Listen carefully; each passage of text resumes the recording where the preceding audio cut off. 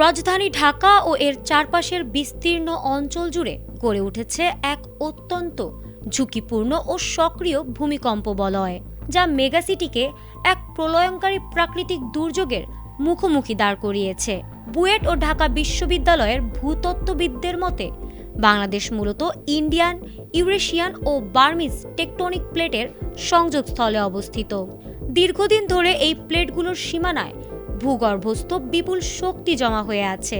ঢাকার মাত্র ৬০ কিলোমিটার দূরের মধুপুর ফল্ট এবং উত্তর সীমান্তের ডাউকি ফল্ট লাইনে যে কোনো সময় ৭ থেকে ৮ মাত্রার প্রলয়ঙ্কারী ভূমিকম্প আঘাত হানার তীব্র আশঙ্কা তৈরি হয়েছে।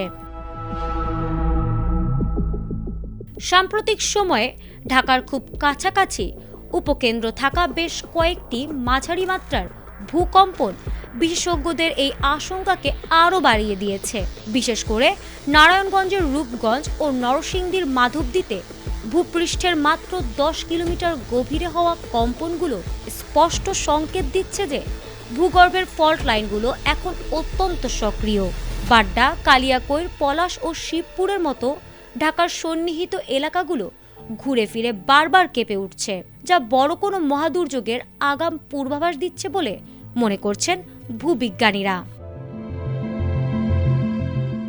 প্রাকৃতিক এই ঝুঁকির চেয়েও ঢাকার জন্য বড় বিপদ হয়ে দাঁড়িয়েছে এর অপরিকল্পিত অবকাঠামো।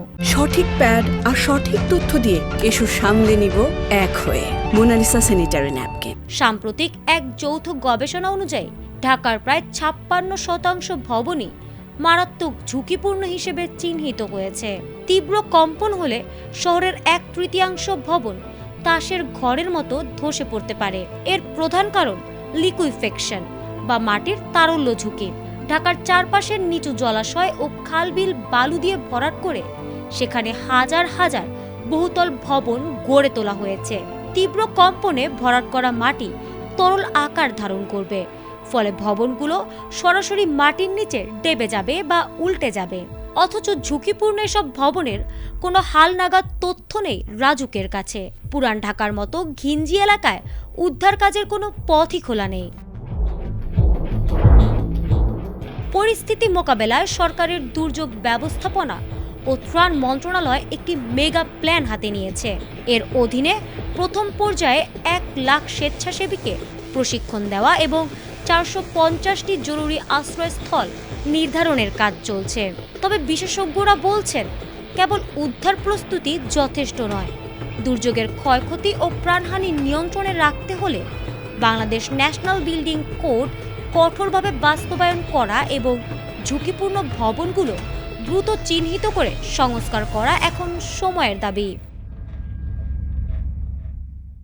ফারহানা হক, ATN বাংলা।